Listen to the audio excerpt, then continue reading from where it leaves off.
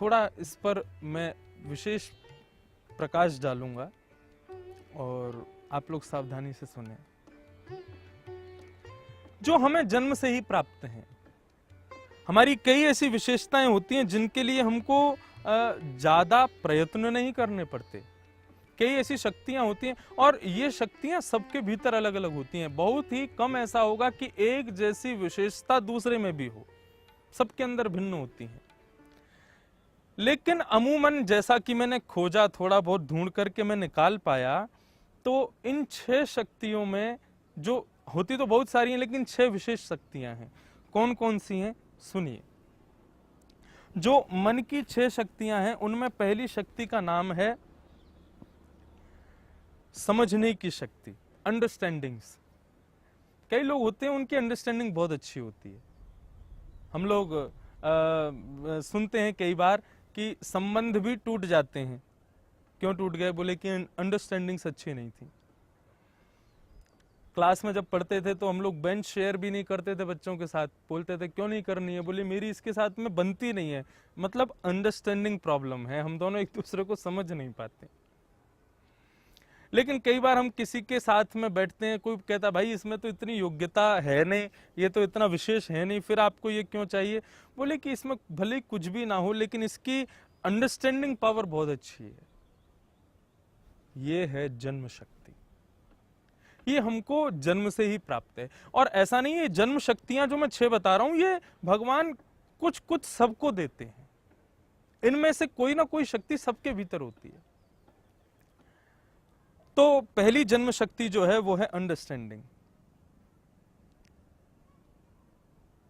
समझने की शक्ति। दूसरी अंडरस्टैंडिंग शक्ति जो है वो है बुद्धि, इंटेलिजेंस। अब बुद्धि का मतलब क्या है? देखो, बुद्धि सबके पास है, लेकिन उस बुद्धि का सही समय पर सही स्थान पर किस प्रकार से प्रयोग करना चाहिए, इसे कहते हैं इंटेलिजेंस। बिनु सत्संग विवेक ना हुई। सत्संग के बिना विवेक नहीं मिलता, लेकिन कई लोगों को जन्म से ही विवेक प्राप्त होता है। वो जन्म से ही विवेकी होते हैं। उनको पता है कि हमें कब, कहां, कैसे, किस प्रकार से क्या करना है। भले ही इतनी अच्छी हाई एजुकेशन नहीं है, इतने अच्छे एनवायरनमेंट में वो नहीं रहे हैं, लेकिन फिर भी उनकी कई बार समझ बहुत अच्छी होती है, इंटेलिजेंस पावर बहुत अच्छी होती है।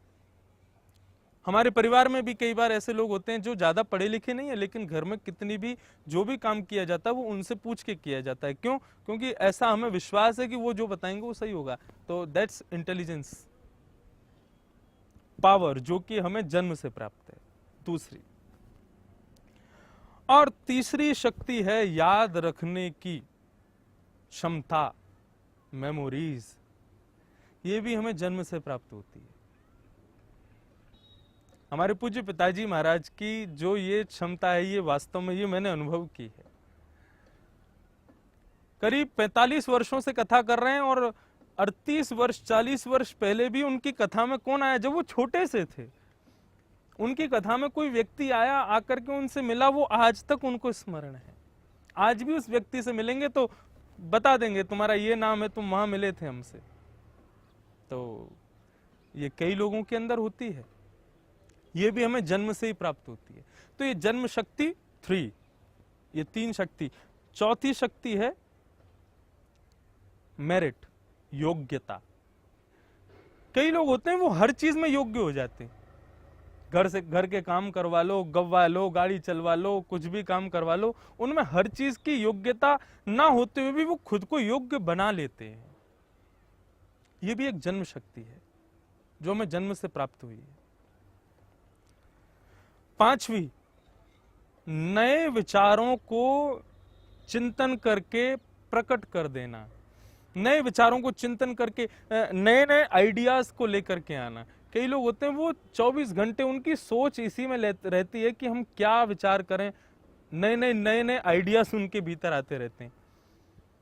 कई बार इसमें ऐसा भी होता है कि कुछ लोगों के आइडियाज बिल्कुल बेतुके होते हैं। उनकी नहीं कह रहा हूं, उनकी जन्म की शक्ति बेतुके आइडियाओं की, लेकिन कई लोगों के आइडियाज बिल्कुल गजब होते हैं।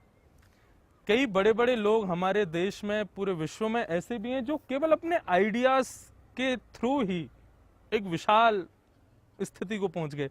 Mark Zuckerberg was just a student, वो केवल एक स्कूल का विद्यार्थी था, लेकिन बस उसने बैठ कर के मन में विचार किया कि फेसबुक जैसी एप्लीकेशन बनाई जाए जिस पर आदमी एक दूसरे को जान सके, एक दूसरे की शक्ल देख सके, एक दूसरे से वाद संवाद कर सके, अपनी फीलिंग्स को लोग अपडेट कर सकें, ऐसा कुछ बनाया जाए।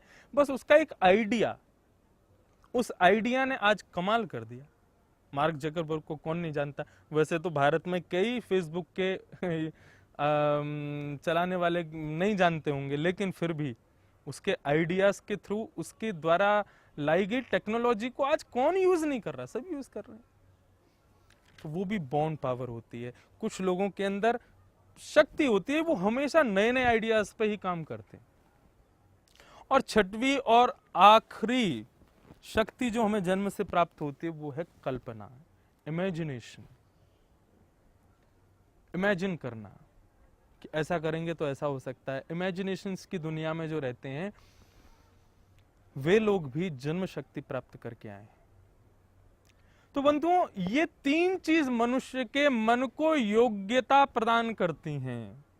जन्म शक्ति का सदुपयोग,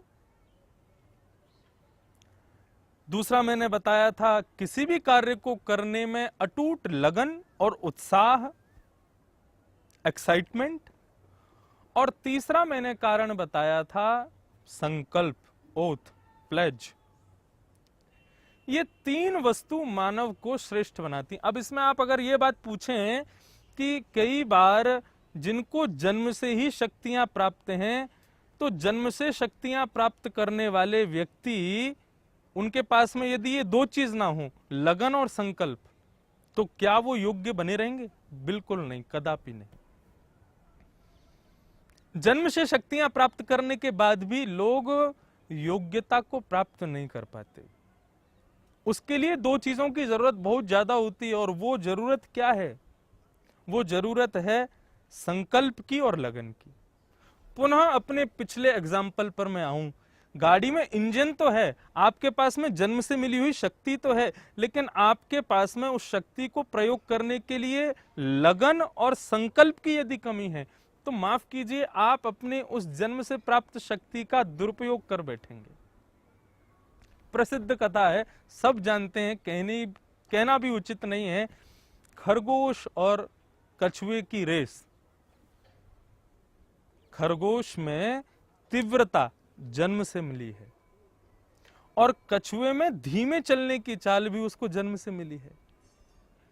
लेकिन खरगोश में भले ही जन्म शक्ति है, लेकिन खरगोश के पास में संकल्प और उत्साह नहीं है उसके कार्य में, इसलिए उसकी जन्म शक्ति उसको पिछाड़ देती है। कछुए के पास में भले ही तीव्र चलने की शक्ति ना हो, लेकिन उसके अंदर जो संकल्प है, उसके जो लगन है, उससे वो रेस जीत जाता है। तो मन में बड़े दोष हैं, लेकिन मन के ये तीन विशेष गुण हैं। आज की भक्तिपथ पाठशाला से ये सीखिए। सबसे पहले तो अपनी जन्म शक्ति को खोजिए कि क्या है। मैंने 6 शक्तियां बताई, इनमें से कोई ना कोई शक्ति तो जरूर होगी। उस शक्ति को अपना बल बनाइए, और उस शक्ति को अपना बल बना करके फिर अपने कार्य में लगन और संकल्प के साथ में आप उतर आइए। इस जंग को आप जीत जाएंगे।